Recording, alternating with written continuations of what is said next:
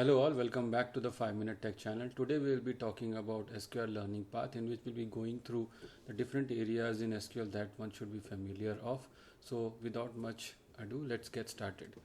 The first point is the basic concepts a person should be aware of, which involves relational database concepts, SQL versus NoSQL differences, and SQL keywords and basic statements. Now the next most important area is your sub languages or commands.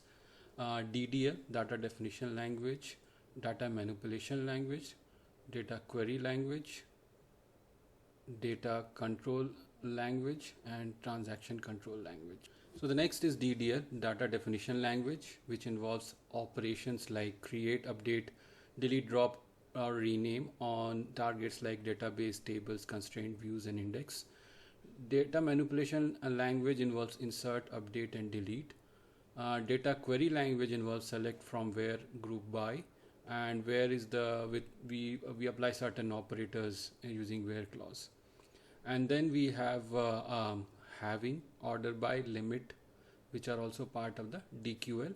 Now having we use for filtering inside grouping, and also order by for ascending or descending ordering. Next is DCL, data control language, which involves grant and revoke, and transaction control language, which is begin transaction, wherein we start the transaction, commit, and roll back. Next is your different types of data types. They are numeric, character string, a Unicode character string, binary, date and time, and miscellaneous being XML and JSON. Numeric includes int, float, bit. Character includes char, varchar. Unicode is nchar, text. Binary being binary and image, and date time as usual. The next is the data constraint.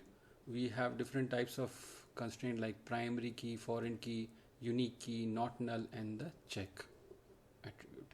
Subqueries, we have different types of subqueries which we write in SQL, which is single row subquery, multiple row, multiple column subquery, correlated subquery, and nested subqueries. So these are some indices. They are basically clustered and non-clustered. Next is transactions. Transactions in SQL begin, commit, rollback, and with a save point. Aggregate queries. Aggregate queries include sum, count, average, min, max, and group by and having. The next important area is your SQL functions. SQL functions are like numeric, string functions, conditional, and date time. Numeric being your floor, absolute value, and modulus, round, ceiling. In string we have concat, length, substring, replace, upper and lower.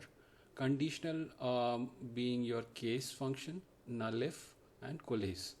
Date time functions, date, time, date part, date add, and timestamp are some of the functions. Advanced concepts, some of the advanced concepts which you might be should be aware of is writing a recursive queries, pivot, unpivot operation which we need to do. Windows, some Windows functions we should be aware of.